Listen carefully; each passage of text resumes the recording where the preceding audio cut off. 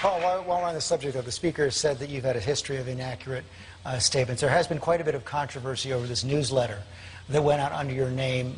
A number of comments that were perceived as racist, as inaccurate.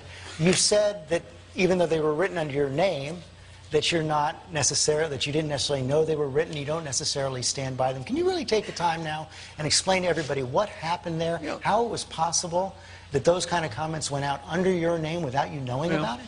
It's been explained many times, and there were things written 20 years ago approximately that I did not write. So concentrating on something that was written 20 years ago that I didn't write, is diverting the attention from most of the important issues. But the inference is obvious that, and you even bring up the word racial overtones. More importantly, you ought to ask me what my relationship is for racial relationships.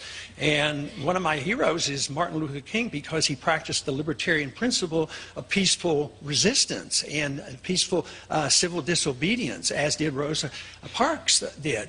But also, I'm the only one up here and the only one in the Democratic Party that understands true racism in this country. It's in the judicial system, and it has to do with enforcing the drug laws.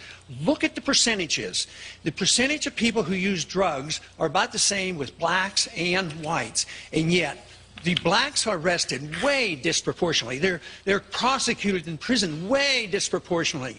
They get the death penalty way disproportionately. How many times have you seen a white rich person get the electric chair or get execution?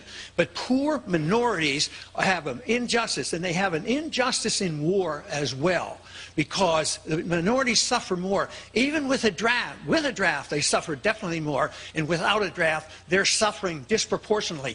If we truly want to be concerned about racism, you ought to look at a few of those issues and look at the drug laws, which are being so unfairly enforced.